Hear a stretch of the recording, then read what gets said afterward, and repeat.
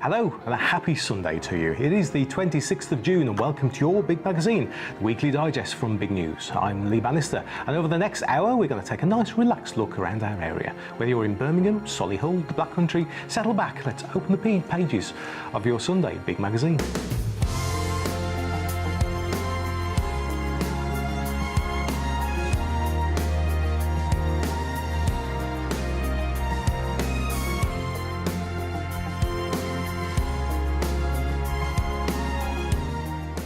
Okay, now it's time to take a look at what else has been going on in the news this week. And for the second time in 3 years, Birmingham's Digbeth has been awash with colour as street and graffiti artists transform walls into giant art and murals. With a difference now, we sent Tom Bowen along to take in the colourful atmosphere.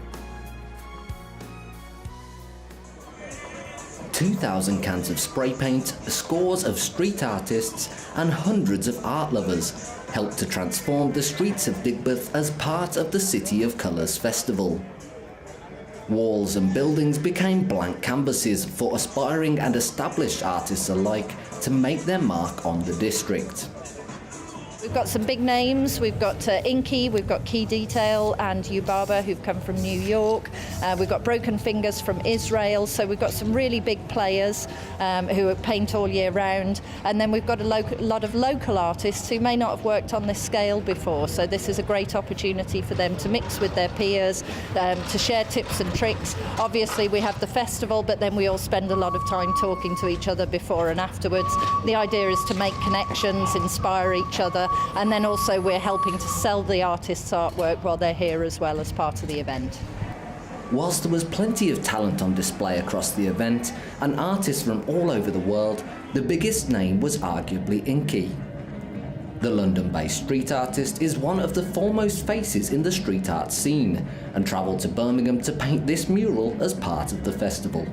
So the idea behind this is going to be a bit like an old Victorian ghost sign, in a kind of classic font style, same City of Colours. It's going to have the skyline of Digbeth behind it, and I'm working with Flesh and Amara Pordios, who are two friends of mine from London, and we're going to kind of put the sort of Neptune kind of seascape, but a bit Victorian, basically the flavour is as well.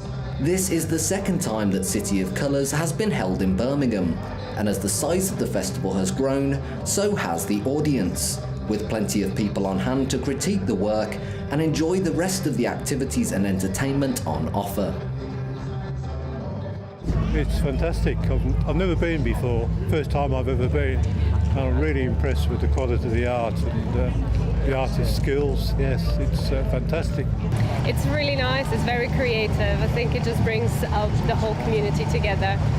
Really nice to see that they keep it going. I've been here 2 years ago as well, so very happy to support this festival to keep going on. It's really nice. I think it's good. It brings a lot of people together in the local area. It gives a lot of people opportunities as well to come and paint. I was coming with a couple of my friends just to enjoy the artwork really. So yeah, it's going to be a good day. I think it really adds to the area. I think it really shows local talent and skills that we've got in Birmingham. Yeah, I really like it. Yeah man, it's quite busy today and I've just come along just to see how it is because I paint and sketch myself. So it's looking good so far. I'm going to take a look at all the rest of the stuff and probably do a bit myself. And it seems good. The artwork certainly seems to be a hit with locals and will serve as a legacy for the festival as well as a constant reminder of the talented artists across the region. With your average festival, when it's done, it's all cleared away, everyone goes home, you didn't know anything happened there in the first place.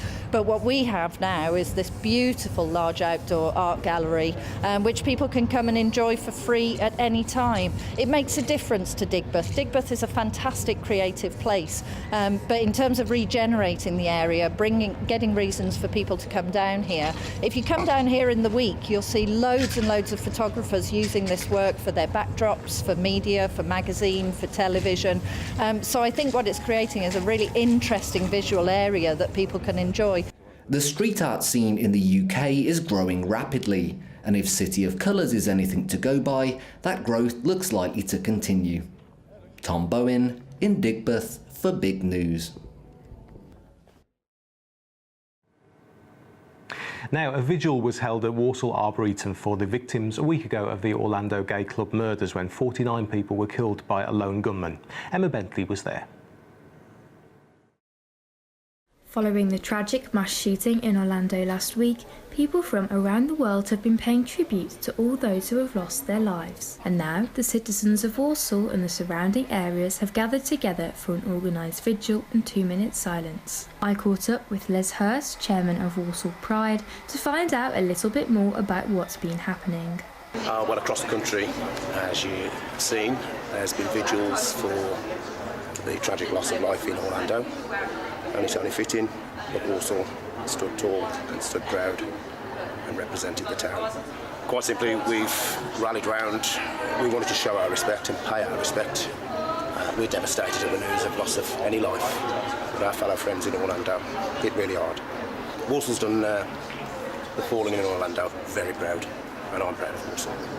I also asked two of the people attending whether they thought that it is important for people to come to events like this. Absolutely, yeah. Just get together, stand in mountains.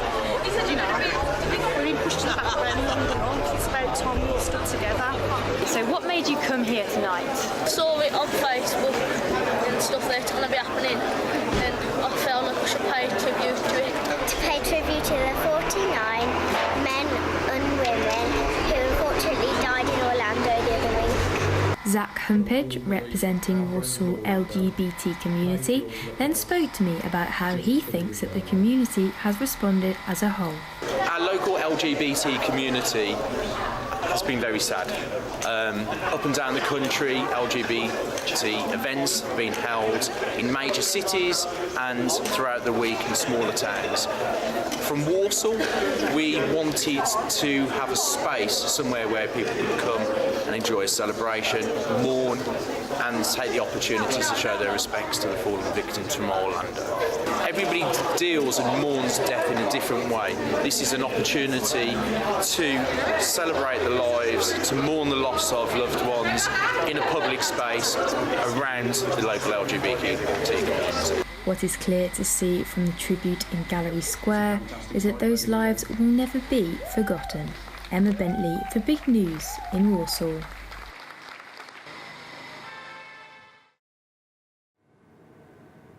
Now, there's been a party in Walsall Arboretum as part of International Music Day. Walsall College hosted the event, which was free for anyone to come along to. We heard from the hosts, Walsall College.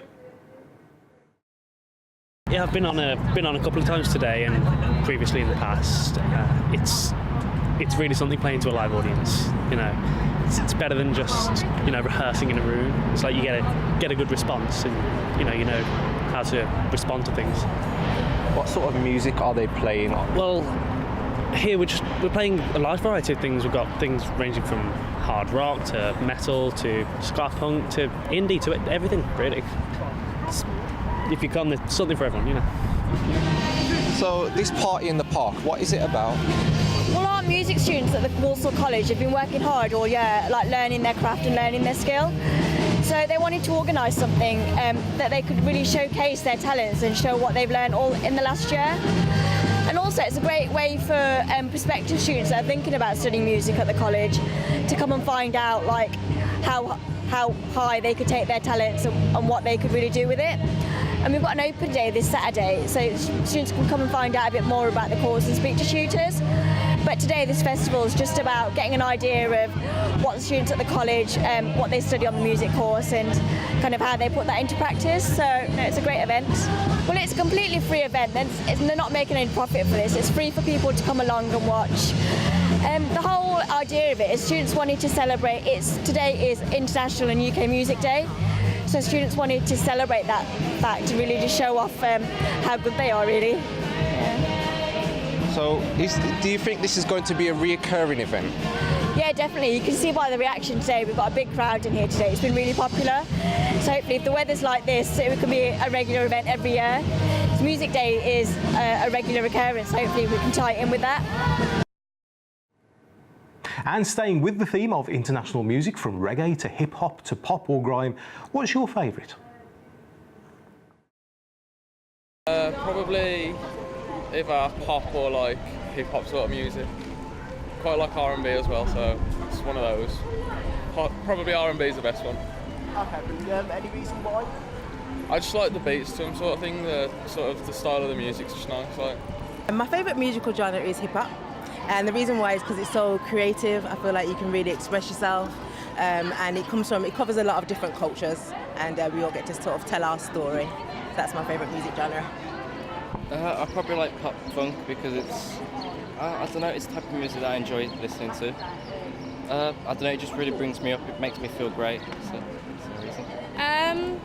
I'd probably say pop music because it has like a wide variety.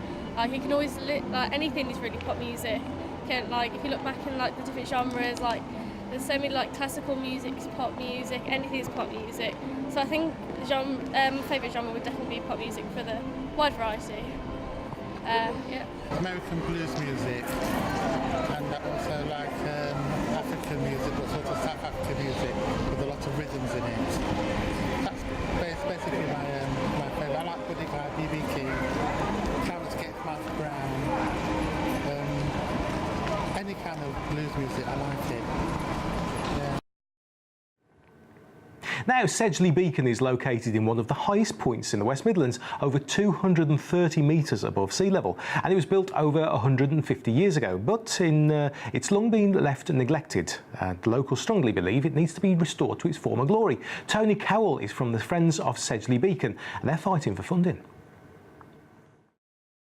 The Wildlife Trust has been doing a lot of work at the moment over the beacon itself, in conjunction with South Staffs Water and our group putting together a plan to apply for grants to improve the tower and any money that's needed on the beacon.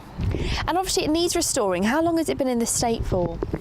Well, I've been trying to get the tower restored for the last 17 years. As you can see, it's built from Gornal stone, and over the years, and with the kids and whatnot knocking about, there's parts of the tower, the top of the tower missing, and as I said to you, the steps inside are broken off, and it all needs repairing itself and a new door on it. And just how important is it for the restoration of the Sedgley Beacon? Oh, well, people in Sedgley, and just quite a few people around Sedgley, all agree that this area should be improved and made far better for people to come up here and visit, because it's a nice area to walk across. What stage are we at now? How long do you think it's going to take to actually get it restored?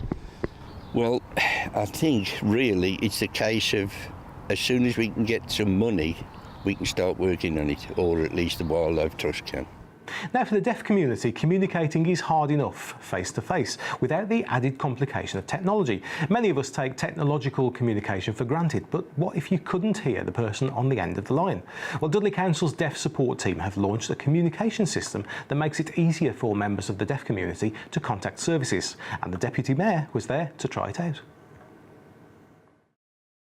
Video communications have been going on for a long time. People have access to Skype, FaceTime through their smartphones and their iPads for quite some time.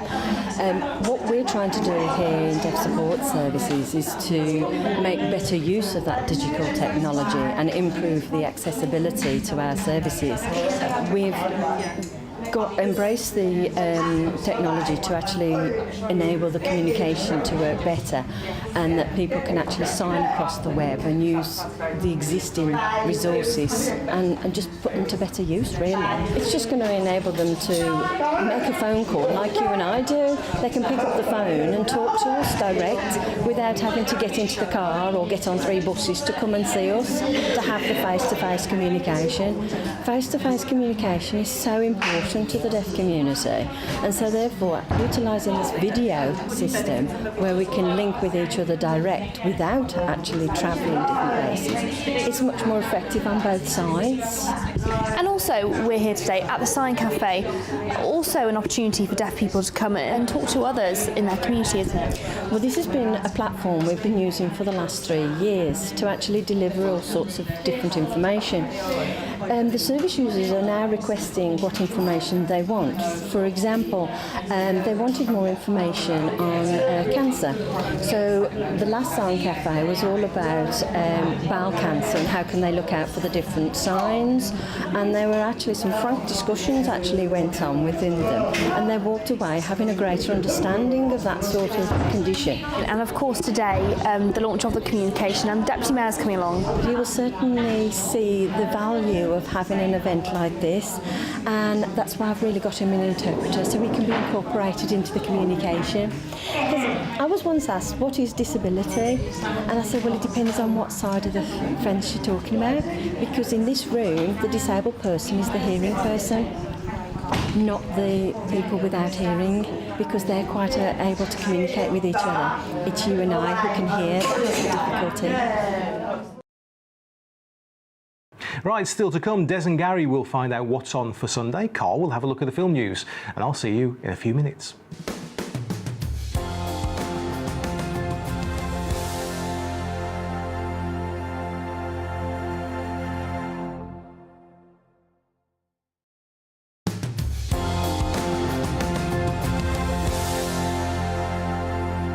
Welcome back. It's the Big Magazine with you for a Sunday here on Big Centre. Now, still to come, Carl with the film news. We'll see what's up on the community notice board, and I'll grab what's in the postbag maybe. That's all later on in the show. But first, let's find out what's on for Sunday with Des and Gary.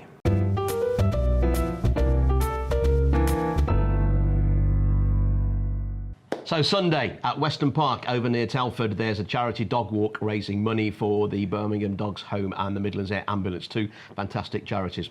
You can join in and walk as little or as much as you like, with or without a dog. It's set in a beautiful country estate and there are catering facilities in the grounds, or you can bring your own picnic. Yeah, sounds good. good. Yeah. Digbeth Dining Club returned to the ruins of Coventry Cathedral for another great day of food and entertainment, featuring favourites the original Patty Men, Low and Slow, Big Daddies and Shake That Thing, and the Bourneville Waffle Company. Sounds like a great day. Doesn't it? Yeah. The King's Head in Harborne is having their monthly charity fundraiser smartphone pub quiz. This month's event will be in support of Acorns Children's Hospice, another great charity. How does that work, smartphone pub quiz? Because I know a lot of pub quizzes get annoyed now because people take the smartphones in and they ask questions and everybody's on their smartphone. I don't know. Maybe they've done it to include it to stop them doing that. Perhaps they have. Yeah. Good idea. I don't know. At the Four Ashes in Wolverhampton, the 5th annual bike show is hosted by South Staffordshire's branch of the Vintage Japanese Motor Club. There's prizes for various classes and live music from Celtic rock band The Scruff Poets and classic rockers Rolling Thunder. Bikers, are you into bikes? No.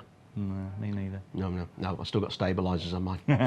And at the New Alex Theatre, there's a variety performance in the aid of Birmingham Children's Hospital charity, featuring Marty Webb, Mrs Barbara Nice, Steve Day, the Birmingham Community Gospel Choir, Circus Mash, and hosted by Sally Banks. Brilliant. Who's Sally Banks? The name rings a bell. Yes, I think she's been in Coronation Street. Oh, okay. And things like that. Yeah. Right, yeah, and another good charity there. Yeah. Birmingham Children's Hospital charity. Good charity. Gigs tonight, and Sons of Pitches are at the Town Hall, and another a young band called the Fidgets are at the Old Crown in Digbeth. Local band, I always like to support them. Yep. Here's their video, Hey, and we'll say goodbye. That's done. Oh, Yep. well, see you later. Bye-bye. Hey girl, I've been doing some thinking, and I think we better talk about it. I don't know if it's just what I'm drinking, but I know I don't want your it. I don't know what I gotta say. All I know is I really gotta talk to you. Girl, you know that you're all I wanted. Baby, I don't know what you got, but you got it.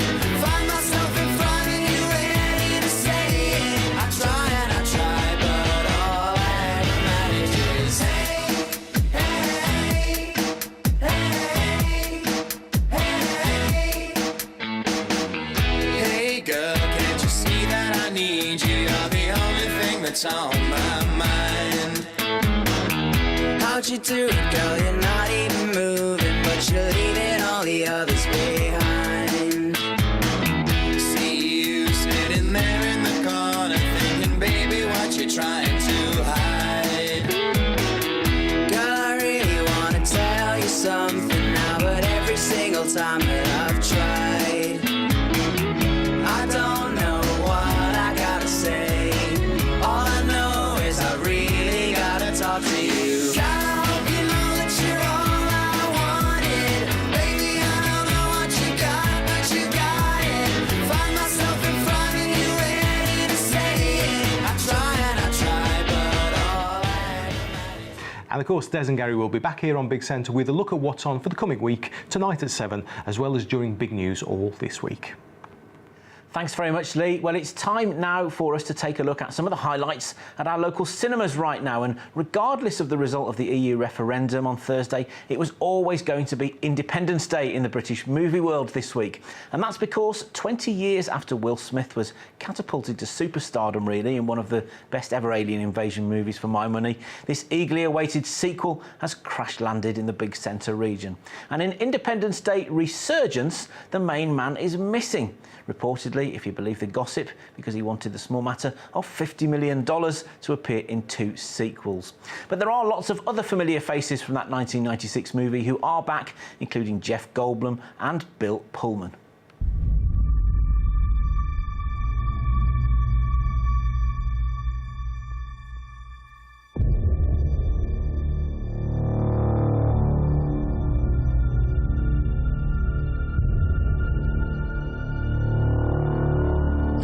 Something out here. Something only you might understand. Oh my God.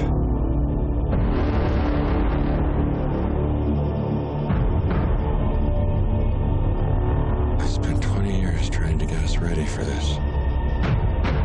We used their technology to strengthen our planet. But it won't be enough. I see them in my dreams.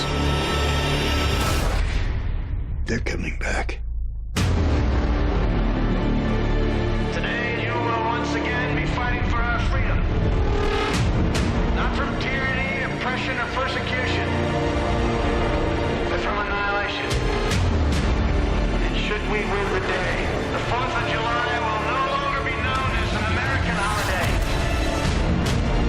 but as the day when the world declared in one voice, we will not go quietly into the night. We will not vanish without a fight. Fall back! We're going to live on. We're going to survive. Today, we celebrate.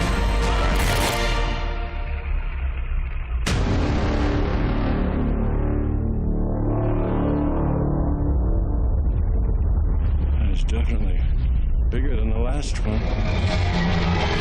Well, it's been nearly a year in the making, this film, with a budget of some $200 million, and that's even without Will Smith's demands. Independence Day Resurgence is now showing everywhere. I've got a funny feeling it might just be at the top of the box office charts next week, even though, for my money, it lacks the charm of the original. Now, another new film which is bound to pack in the punters is called The Secret Life of Pets. This is animated animal chaos from the makers of Despicable Me. And at the heart of this story is a battle of one-upmanship and superiority between a terrier called Max and a mongrel named Duke. Oh, Duke, Katie is not... Katie's gonna be so upset when she sees that. Katie's gonna flip out when she sees how you trashed her whole place. Oh, it's just one vase. Is it, Duke? Is it? Oh, that's a shame. What are you doing? Whoa, what am I doing? Oh, nothing. I'm a cute little doggy. Katie knows I wouldn't do anything like this. Oh no. Whoa, whoa, whoa.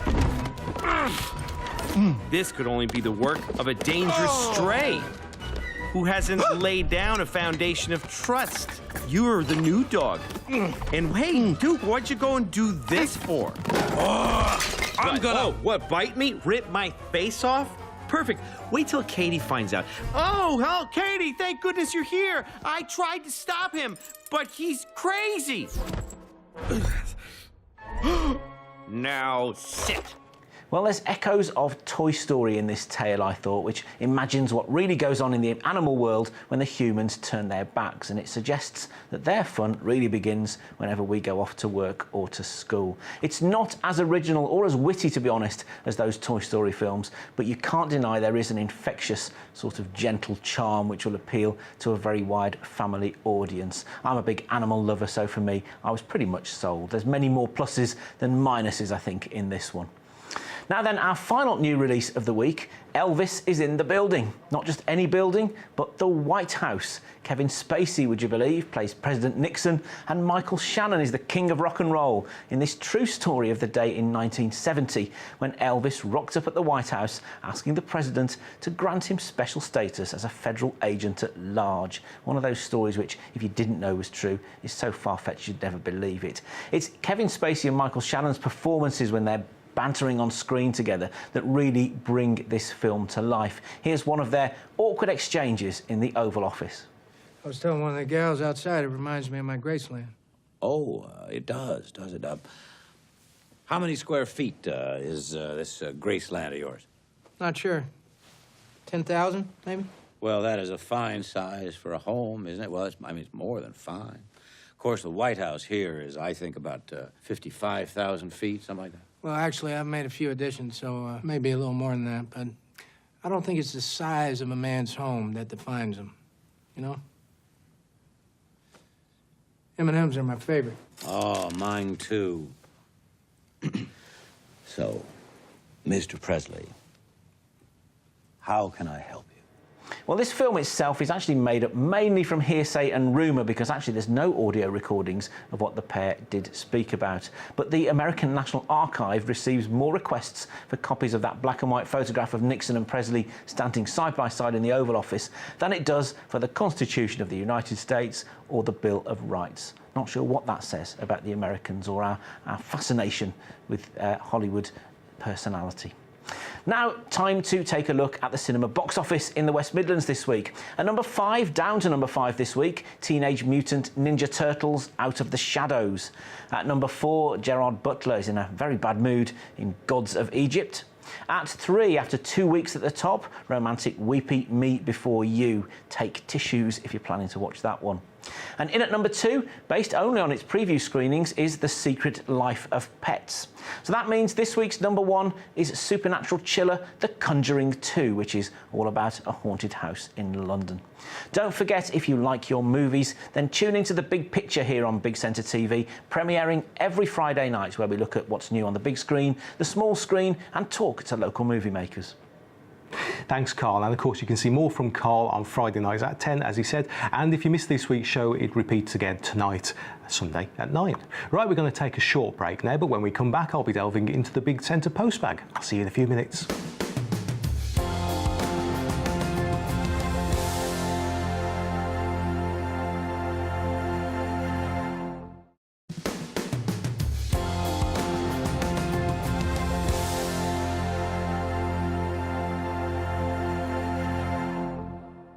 Hello, my name is Mark Burchell. Money is one of the biggest stress points in anyone's life. If you're married, then you will particularly know that only too well how true that is. If you have children, then you will be feeling the pinch even more. The truth is, there just doesn't seem enough to go around, does there? Surprisingly, a pay rise brings short-term relief as you quickly spend that surplus cash and do what everyone else does, and that is live according to, or beyond in most cases, your means. Wouldn't it be wonderful and amazing if your money never ran out? We have all dreamed of what we could do if money was no object. Unselfishly, we could help so many people and do so many great things with our lives, let alone buy that one thing that you've always wanted. In reality, most of us never or may never come into a place of having so much money that we don't know what to do with it. However, I want to share with you today the secret of having a never-ending supply. Please understand that this is not the same as accumulating wealth or doing the lottery in the hope of becoming an overnight millionaire. What I'm about to share not only applies to all, no matter how rich or poor, but it actually works for all too. The secret is found in the good book, the Bible, and comes from the lips of Jesus himself.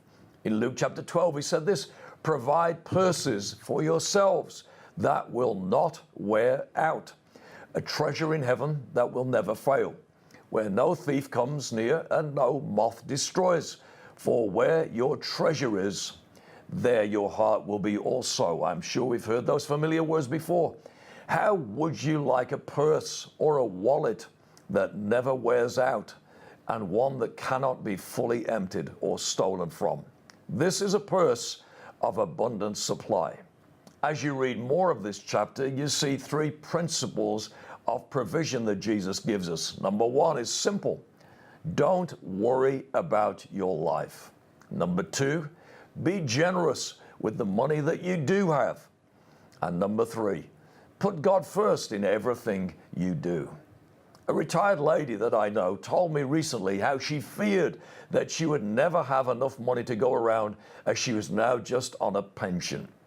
Her story is unique, yet it's the same story as everyone else that makes a choice to apply the above three simple principles. She tells me now that on paper she cannot afford to give part of her income to God and that she is supposed to be struggling and worrying about how to make things meet, to make ends meet.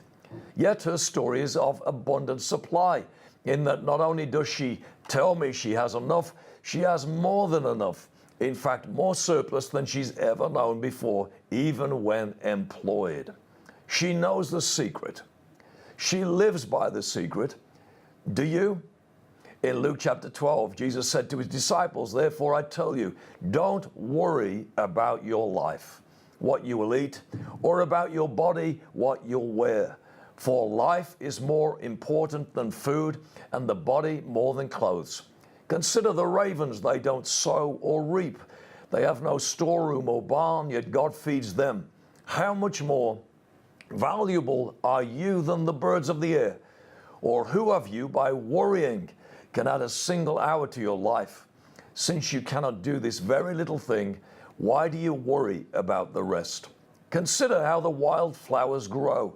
They don't labor or spin. Yet I tell you, not even Solomon in all his splendor was dressed like one of these. If that is how God clothes the grass of the field, which is here today and tomorrow is thrown into the fire, how much more will he clothe you, you of little faith? Don't set your heart on what you'll eat or drink. Don't worry about it, for the pagan world runs after all such things. And your Father in heaven knows that you need them. But seek his kingdom, and these things will be given to you as well. Do not be afraid, for your Father has been pleased to give you the kingdom.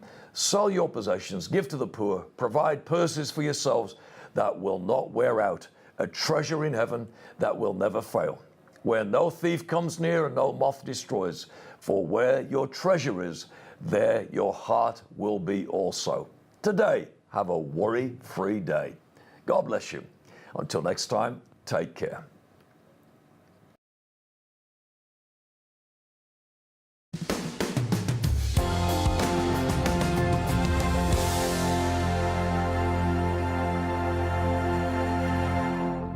So then, let's have a look at what's happening in your community as we take a look at our community notice board. If you have some news you'd like to feature, then give us plenty of notice and you could be telling people all across the area what's going on. And if you want to get in touch, I'll tell you how in a few minutes' time.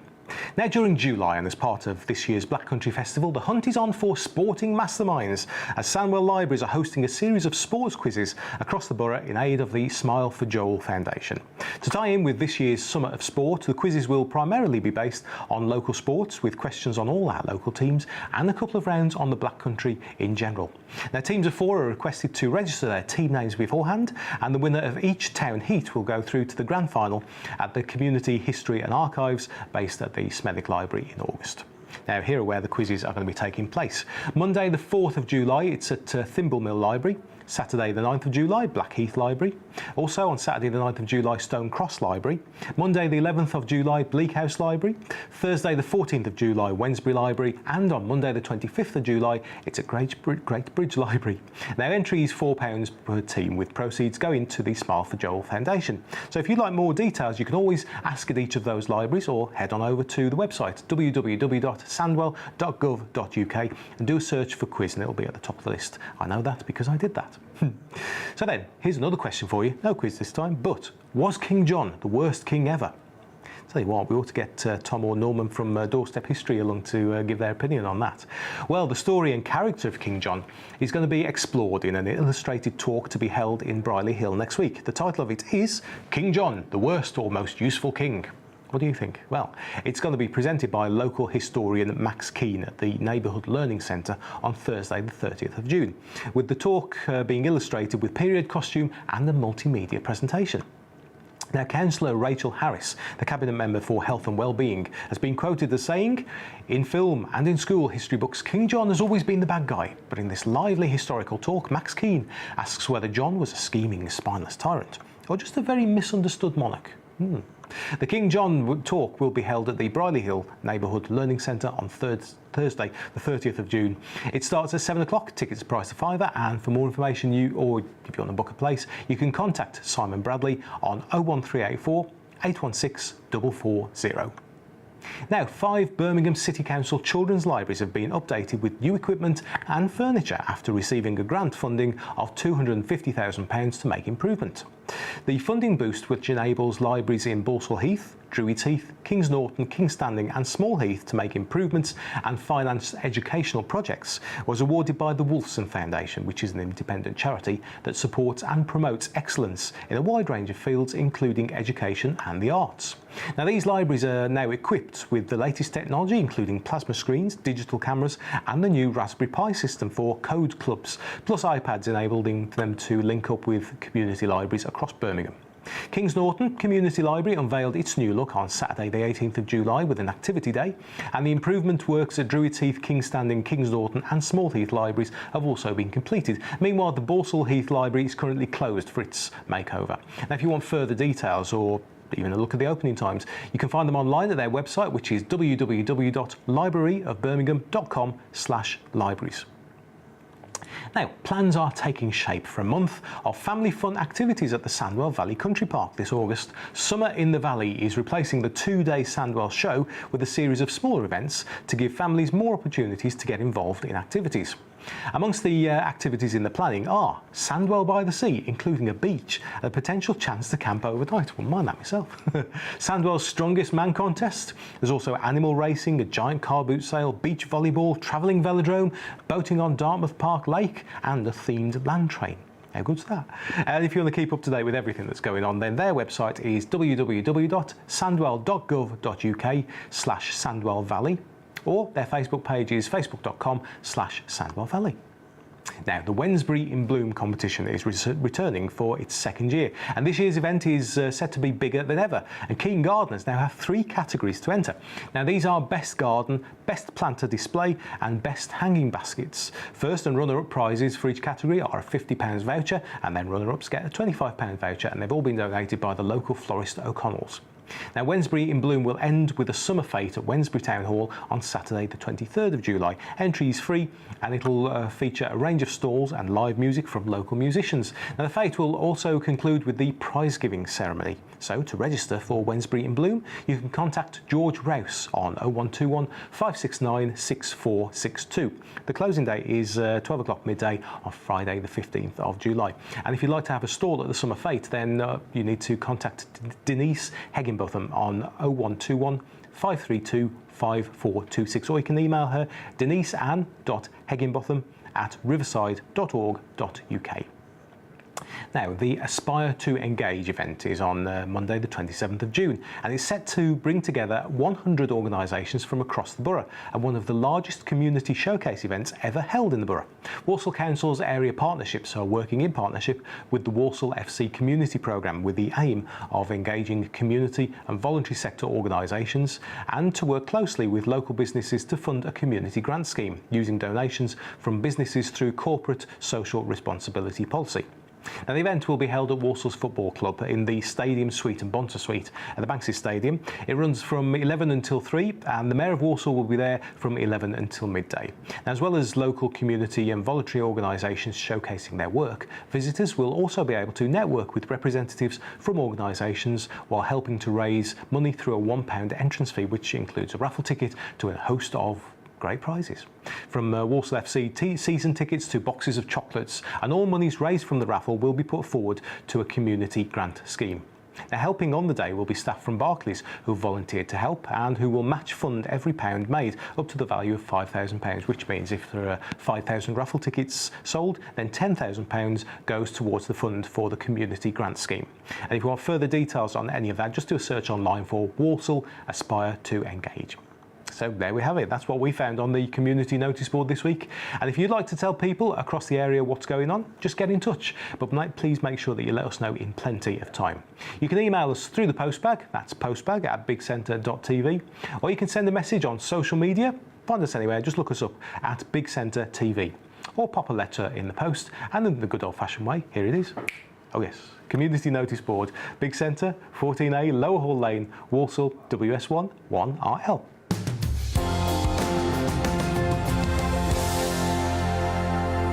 Right then, now it's time for our charity focus, and if you know of a local charity that will benefit from some good local exposure on the telly, then get in touch and I'll tell you how later on in the show. Here's Taffy.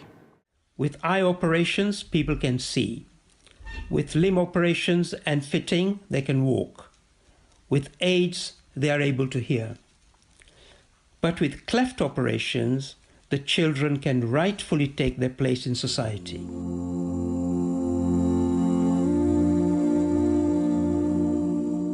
Sometimes, when the world's not on your side, you don't know where to run to, you don't know where to hide.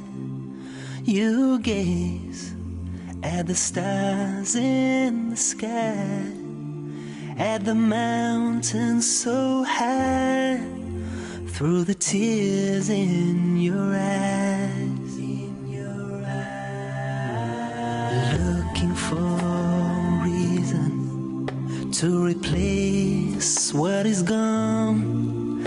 Just remember. Welcome to another great episode here on the Big Magazine. I am Tafatwa Mushipe with Charity Focus. You know my passion. I love people who serve people and who care about others. And this weekend is no exception. I've got two incredible beings with me today, and I hope you will be left inspired. Professor Gatrad and Mr. Aslam, join us today, and thank you. Tell us a little bit more about yourselves. I always try to help the people before I get involved with the charity work. And locally, in that time in 1960, when the people start coming from particularly India, Bangladesh or Pakistan, you know, there are language problems.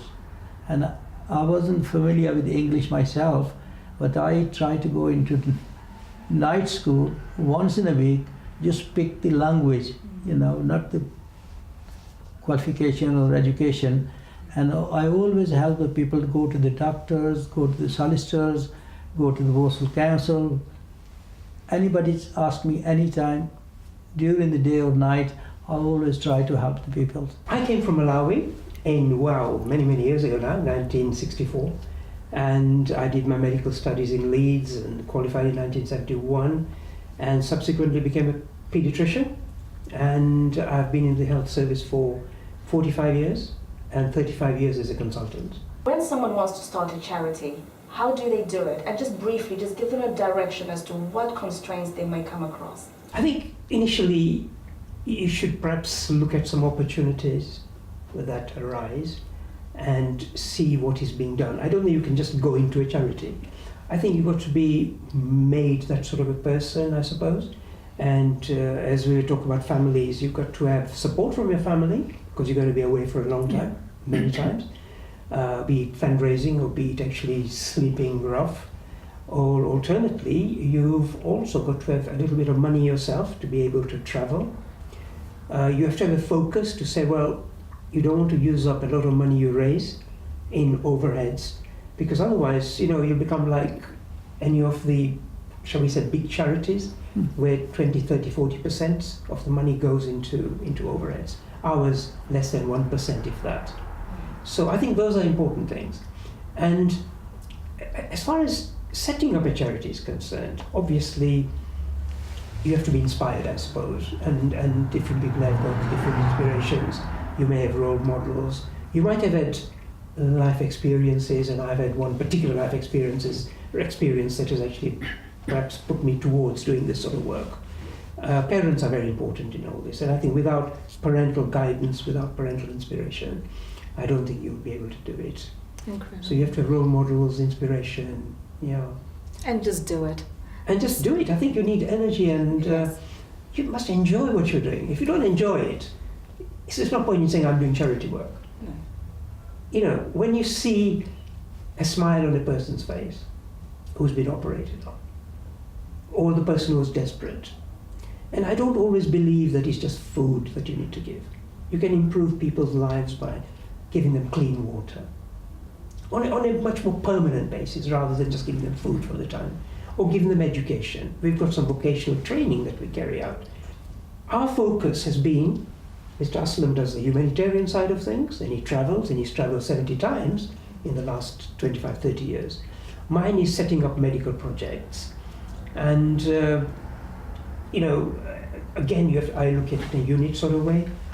Cataracts, £30 each. How much money would you like to give? 10? Okay, that's £300.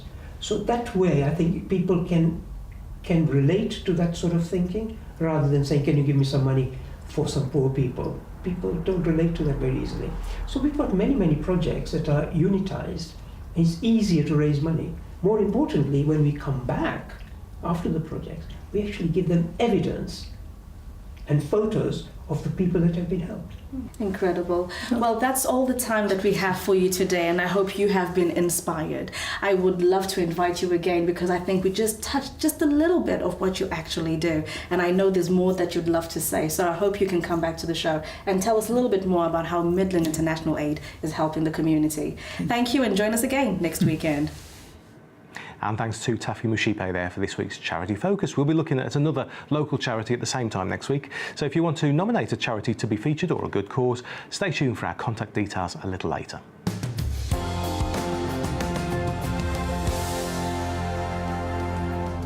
So there it is, time to close the pages of the Big Magazine again for Sunday. You can catch us on Saturdays at 10 a.m. and 6 p.m. Then we're back with more on Sundays, also at 10 a.m. and 6 p.m. Now during the week, Big News is with you from 8 until 9 in the morning, again from 10:30 till 11, and then lunchtimes 1 till 2. Big News and Sport is with you from 5 o'clock in the afternoon with an hour of sport direct from our new studios at the Edgbaston Stadium. And then it's back here at 6 where we'll bring you the latest from Big News. There's more news and sport from 8 until 9, and of course we've always got various updates for you throughout the day. So then, thank you for watching this weekend. I'll see you later. Ta-ra a bit.